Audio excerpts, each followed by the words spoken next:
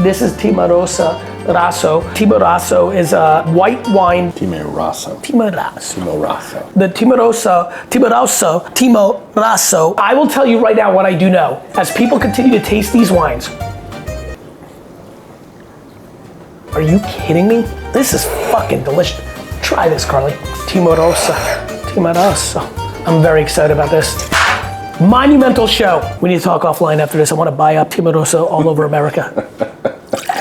Hey everybody, welcome to episode 6 of WineText TV. I'm your host, Gary Vaynerchuk. This is gonna be the most fun for me of the 6 because this gets really in pocket to why I did Wine Library TV for 1,000 episodes and why I brought back WineText TV. Because I want to get many of you to sign up for the journey of actually enjoying wine and discovering wine. And the Timorasso wines that we're doing today excite me to no end. There are gonna be very few shows in the history of WineText TV that will cover wines that I never covered on Wine Library TV. I covered so many, over 1,000 episodes. But this incredible white varietal from Piedmont is emerging as a really interesting category of white wines that most people in America have no idea about. And very quietly, in a lot of people's minds, and a lot of people I respect, and a lot of what I'm paying attention to right now, we may be talking about the Italian white wines that become the ones that most serious wine collectors around the world collect as we go into the next decade and the next century, which is ironic because it is a grape that was almost extinct as recently as the 1980s. I'm here again with my good pal, Brandon Warnicki. Oh, you mic'd them up! That was a comment, I saw that, I was busy yesterday. Someone mentioned going crazy with the Knicks. He is very locally famous, within a 5 or 10 mile radius. Or 3. Of the Wine Library. Brandon is only famous within a 5 to 10 mile radius of the Wine Library as we run these incredible ads locally. Big shout out to everybody who visits the Wine Library. We appreciate it, it means a lot to my dad. Brandon, what do you got to say here about these incredible wines from Italy? Well, I think as you mentioned, and something so important for WineText, not just WineText TV, but what WineText is all about. Should people sign up for WineText? I think so. It would mean a lot to Sasha. But trying and exploring some new varietals, and especially now we're getting to the summer, we're talking about white wines, you're talking about a world where, so many of you are drinking white Burgundy, premium California Chardonnay. This is a varietal that so many people don't know about. We know very little. There's very few producers that actually make these less kind than of wines. 50 or about 50? It's around 50, I think, right now. This is really interesting stuff. Like, we're literally talking about a wine that 99% of this audience has probably never had. Right. In the history of my life, I've had 2 or 3. Right. In my life, I remember now, like we were talking about the other day, I'm like, oh right, that's what I had in Italy, Las Panetta, Yes. And that's exactly where we just came from and tasted a bunch of those. And ironically, someone made a comment about this varietal on TikTok like 3 months ago in just our regular rotation. Content? Yep. And so we just came back from Italy and we were looking for some unique kind of wines for the summer, and this is something. And I think what also is driving Brandon and I is the re-rise of Sancerre in America in the last 3-4 years. White Burgundy's gotten super expensive. Yep. California Chardonnays are expensive. Like, how do you get remarkably, let there be no confusion, this is super premium white wine.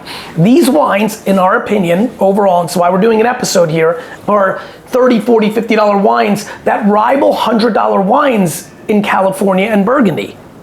And with things like Sancerre getting into the 40s, you're only gonna be able to find remarkable wine value when you nerd out and get into things that other people don't know about because it's simply supply and demand. New book alert, day trading attention, leave a comment in the comments if you just pre-ordered it. Anyway, underpriced attention works in marketing and business and entrepreneurship and creator and influencer land, like the book. It also works in wine when you don't know about producers. Now, this is a producer that's remarkable, makes some of the best Barolos that I've ever had. Las Panetta coming out with its Timorasso, 92 points, Venice Media. We sell for 25. It is suggested retail at 48, and it's about 28 bucks. Best price around the country besides us. Cheers to you, Brandon. Let's Cheers. give a little sniffy sniff. Las Panetta 2022. Derthona. Talk to me about that. That's the DOCG hopes and dreams of the region? Yeah, I think so. And as you look at the labels here, I think 3 of the 4 wines have that on the label. The one that does not, I believe, is 2019 or 2018 vintage. The others are all 21 and 22. But going forward, that's what they assume will be potentially the next kind of signifier for the region. So like you would talk about Barolo and Barbaresco, you'll talk about Derthona, and that is Timorasso, the heart of what it's all about. So. On the nose, it's very aromatically exciting, and again, in a blind tasting, this has Chablis-like characteristics on the nose, really, really strong power. High intensity, white flowers, green fruit, really, really aromatically exciting. Let's give it a whirl.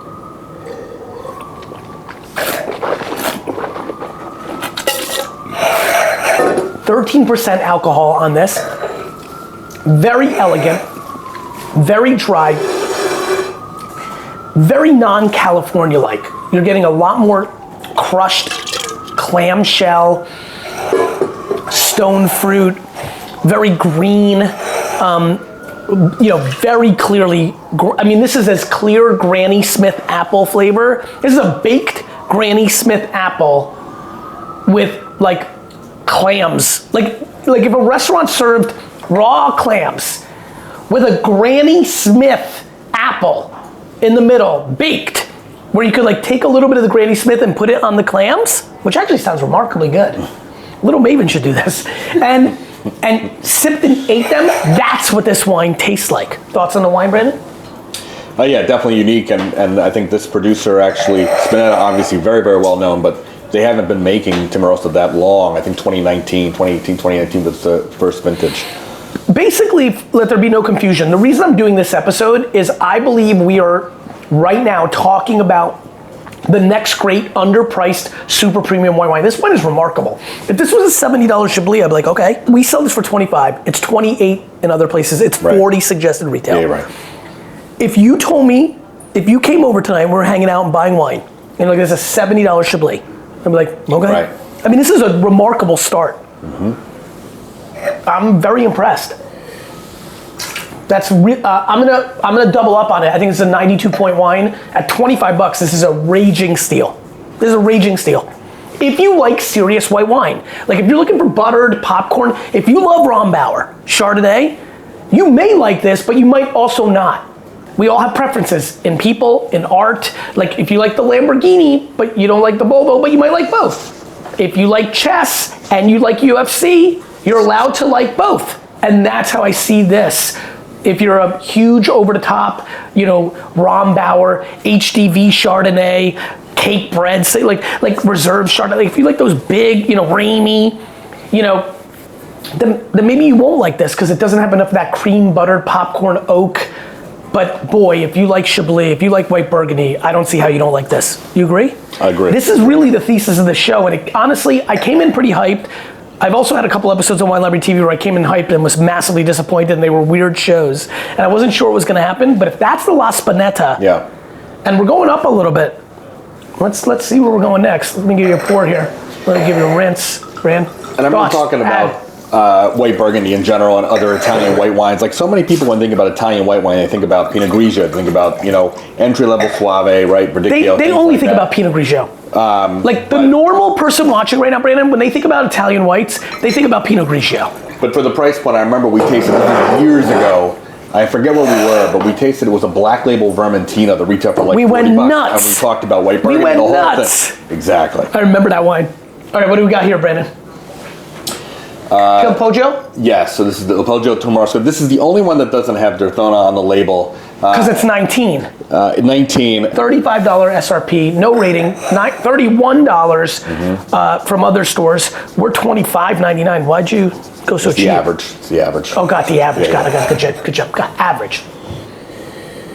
Again, aromatically remarkable, really. And this one's interesting too. It's by far the smallest producer of the 3. Yeah, isn't there like 83 cases made of something stupid? Yeah, under 100. That's exactly right. Be careful. You tell me something once, I remember. Exactly right. 83 cases 83 cases made. Brandon's like Wine library, like when we don't have the right stock team, we can break 83 cases. 83 cases made, Dustin. 1,000 bottles, not 1,000 cases. We sometimes get 1,000 case allocation on wines. This is 83 cases made. This is rare. It's true. It's also a little retro. It's 2019. AJ's gonna like that inside joke. Rare retro. I used to list everything on eBay as rare retro. I mean, aromatically beautiful, a little butterscotch kind of thing going on. That's great, but very vibrant. Again, white Burgundy. This is my hot take on this. White Burgundy's ripping hot. Everybody's getting into it. Even California hardcore guys and gals are starting to drink 50% white Burgundy, 50%. I believe it's why Sancerre got hot. You know, I've started doing my homework backwards. I believe Sancerre got hot because white Burgundy got expensive. And even though it's Chardonnay versus Sauvignon Blanc, people have become willing to drink lighter and heavier wines. I think Sancerre got hot because it's high premium value. This fits the theme. Like, this is dramatically more premium white wine, the Timorasso, than, let's say, your average bulk Sancerre. This is nerdy, single vineyard, high. This is like Burgundy. They don't make a lot.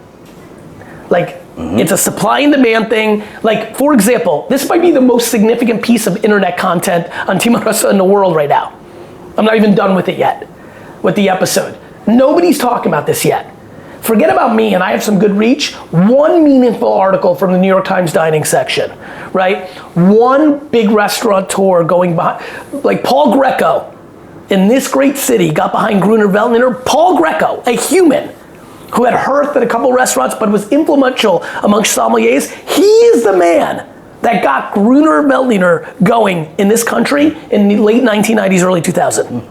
And not that I want to have me be the man, but maybe Brandon, the local celebrity of Union County, New Jersey, could be the man who gets Timorasso going in the US. But I will tell you right now what I do know. As people continue to taste these wines,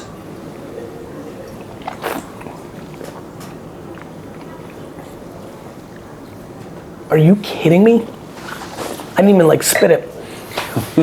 It's almost like there's residual sugar here. This is fucking delicious. Try this, Carly. Do you drink wine? Yeah. Get in there, Dust. Watch this reaction. No, I get it, Carl, but like. Really good. It kind of tastes like apple juice.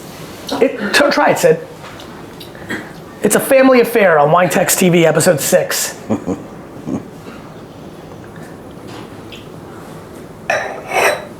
No, everyone has a different palate. I'm trying to figure out what you're doing here. It's too sweet? It's not that sweet. I thought it would be sweeter than. Based on the way I said it. Yeah. Because to me, that's a fair point, because I think when you're hardcore nerdy about wine, like I am, you're converting fruit. It's to your point. Sid's right. You said apple juice, right? Like it just. This is a dry wine. For everybody who's watching, that's a little confused. It's not a dessert wine. It's purely dry. It has so much fruit on it that it makes me feel that it's sweet. That's called an explosion of fruit. It's elegant. It's very creamy. To me, this is also a 92 point wine, again for under 30 bucks. And these are 92 point wines that I'm scoring that, again, like, to me, this one also, based on what I'm referring to, Brandon, tastes like a $50, $70, $80 Alsatian wine to me. Like, if I'm trying to give people reference points, which one of the two do you like better? The second one so far. Yeah. Why'd you like the second one more? A little smoother to me, and I think a lot of people. It was smoother. A lot of people have that comparison. They talk about, whether it's a cross between Chenin and Chablis. It's got that minerality and that acidity, but just super well-rounded, so easy drinking. And for that price, like, I'm trying to think of, where else I would go. You know what I mean? Yeah. Just really good for the price. I think why I'm so overly excited is, like, it's almost like discovering something. It's one thing to discover something when you're new to something and you know nothing. Imagine you lived in a town and you knew all 14 restaurants in that town. And you've gone to them all, and you know which 3 you like, and then and you've lived there for 25 years. And now a new restaurant opened and it was epic. You get hyped. That's almost like how this grape is for me a little bit. Okay, this is one of my favorite producers in the world, Vietti. Literally from their Moscato d'Asti all the way up to their best single vineyard Barolos, I think Vietti is one of the best producers in Piemonte. Brand? Still crushes. Moscato still rips. Does it? Sells? Yep. Vietti. Derthona. 2021. Timorasso. I'm very excited about this and see if they brought it. Because Las Panetta delivered as a great producer. I was less familiar with El Poggio. Oh wait, El Poggio? No, that's different. I'm thinking about the Brunello producer. All right, let's give it a snippy snip. The other three for sure, established. This one is $35 at Wine Library. Average price around the country is 40. Suggested retail is 50. 94 points James Suckling. 94 points Wine Enthusiast. 93 plus points Wine Advocate. 92 points Jeb Dugnick. 92 points Venice Media. Massively scored. Great nose, smoky. This smells like smoked pear. Dustin, when you were like a juvenile delinquent in New Jersey, you and your buddies must have like put some pears on fire. No. No, you never. Not pears. Holmes? Oh my God, this is a remarkably good nose. Smoky fruit is how I would put this, like paired. Great white flower too. These are nice wines.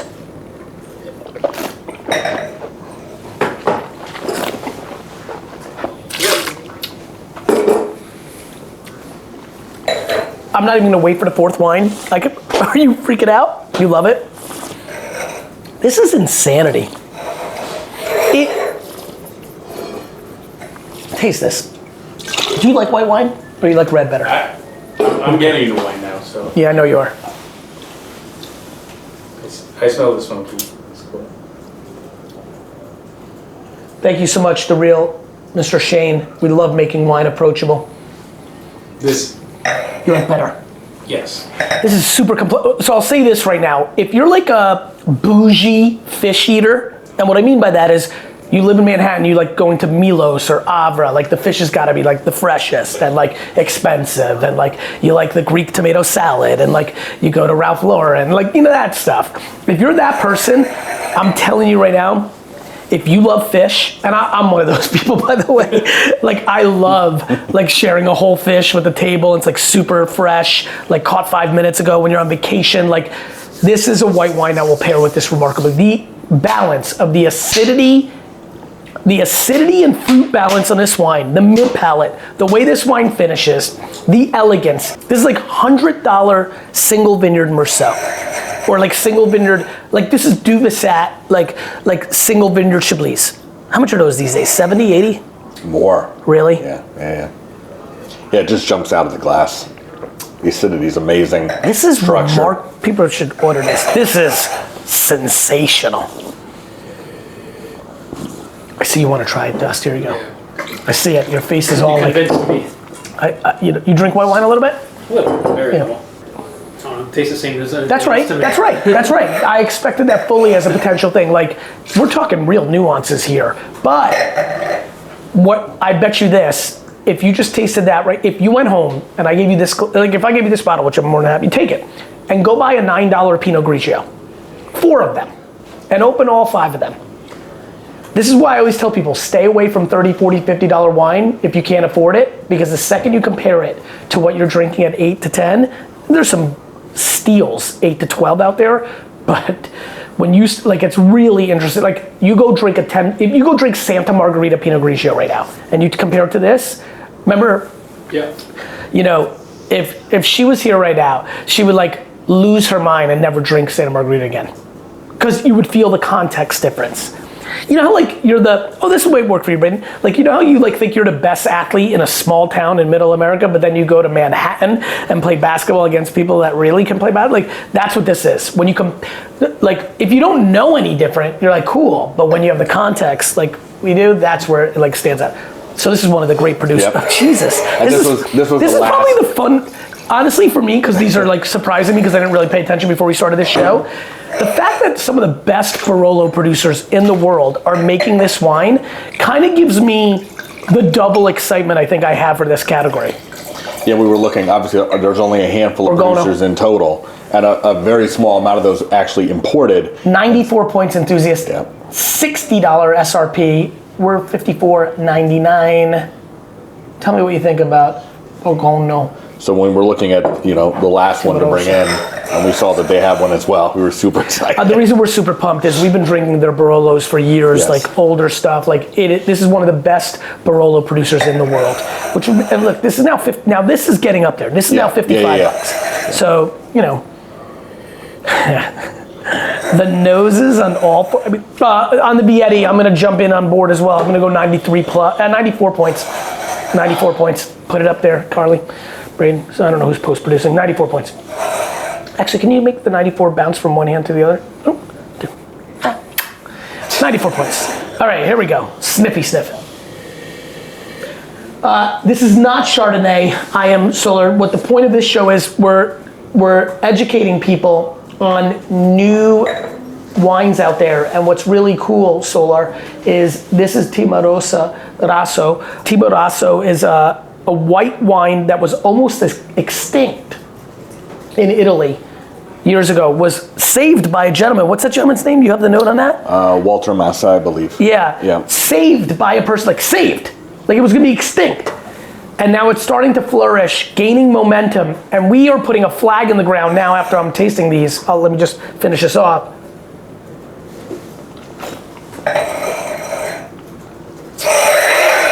Are you kidding me? Are you kidding me? This is the smoothest of the three. Super smooth, similar to Vietti though, like, but it is the smoothest. But here's why I think you said that. It's also the heaviest, and when you feel that weight, that has more of a watered down honey than like water. Like it's what I would call the viscosity, the depth. This is juicy, honey-like flavors. Actually, ironically, Brent, I think this is our next frontier. I want Wine Library to be the single best Timorasso wine retailer show him, he's laughing, in America. What? I know it might just collect dust, but you have to sell it on Saturdays and convince people. And the reason we're laughing is like 0 people on earth walked into Wine Library in the last 3 years and said, "Where's your Timorasso?" I think in the history of the store. But this is the point of why this might be the best episode of WineText ever. I believe we will look back at this in 11 years and be like, look, we were right. I think this has a huge moment. I think I'm gonna get a lot of emails. Gary at winelibrary.com, hit me up. Brandon at winelibrary.com. I think we're gonna get hit up by wine writers, wine nerds, wine berserker viewers, you know, forum members, like the nerds of the nerds. We're like, they're gonna be like, oh, I've been on this, and I get it. I mean, I've seen it. I just, like, it's been so esoteric as a grape. It's so random, but this is remarkably well made. I mean, this is bananas. 94 points wine enthusiast. I'm gonna disagree. I think this is a 96 point wine. I think this is sensational.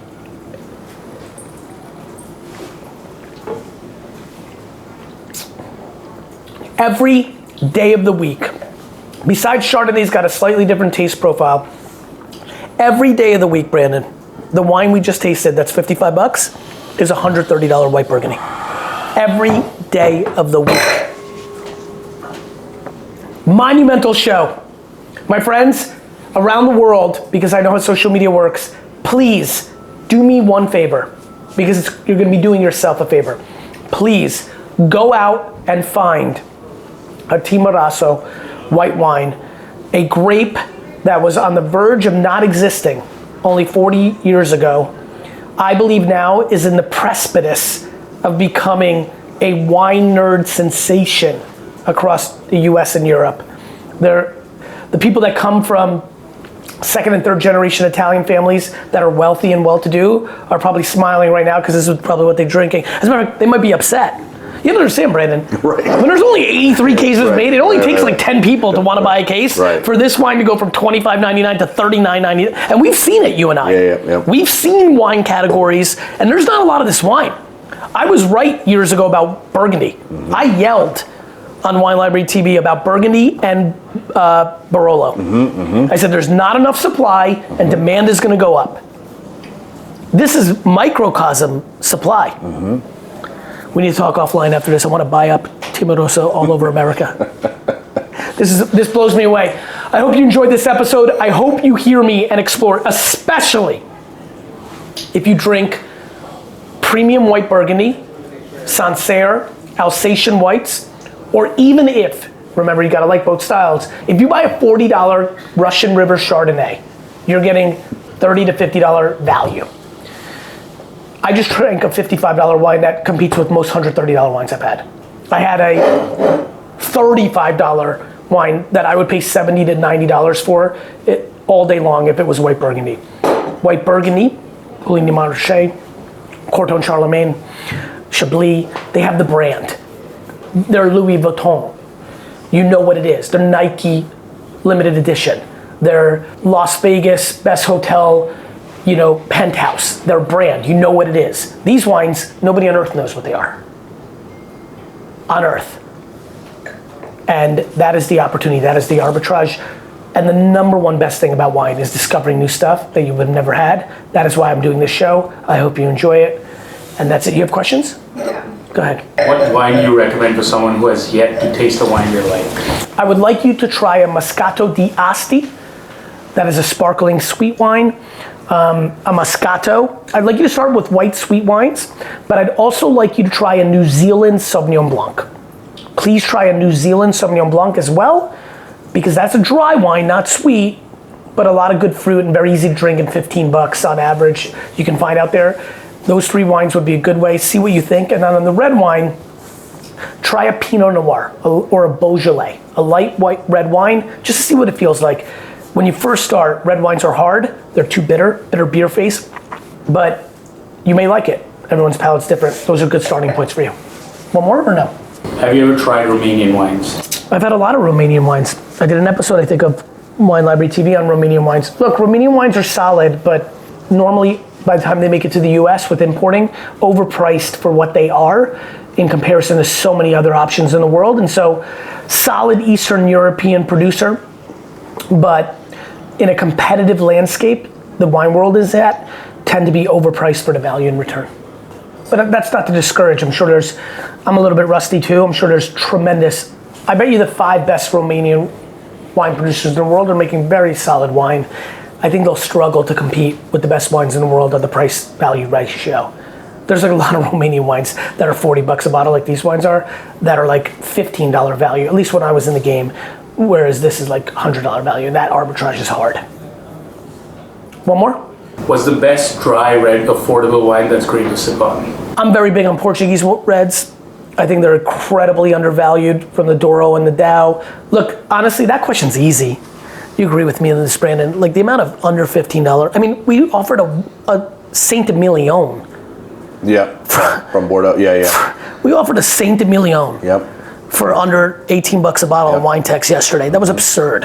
Honestly, Chilean, Pinot Noir, Paso Robles makes wine that like in California that I like, Southwest France, weird parts of Italy, Spain, like honestly, affordable, 15 and under, I'm gonna go with affordable. Most parts of the world have a under $15 wine that is really good that are known. California, New Zealand, Australia, Spain, Italy, France. Portugal stands out a lot because the brand of Portuguese wines is still, I was yelling about this 10 years ago, still massively undervalued, but you can find remarkable Italian and French off the beaten path varietals or regions, like declassified Bandol, right? Or like Cahors, which is Malbec, but Argentina's got stuff. You're right, it's everywhere. We taste unlimited stuff. You can buy, for everybody who's drinking wine, $10 a bottle and less, can I please compel you to drink one less Starbucks or just cancel one subscription to the 9th streaming service and move your wine drinking to 15? When you go to 15 from 10, at least at Wine Library, when you're buying from like Sid, probably from his local store in New York, his Wine Library is selling for 14, he's paying 22, which makes no sense to me why he's not buying more from Wine Library with the free shipping and WineText. But like when Sid goes to his local store and pays 22, we're selling it for 15, Brand, maybe 12. Yep. Everyone's getting ripped off by local stores, but they're lovely. I like local businesses, but they're getting ripped off. But if you go to a good store, like a Wine Library or a superstore, specs Jackson, Houston, Total Wine, like price leaders. 15, you can get real juice. Real juice. We'll see you on episode 7 of WineText TV soon.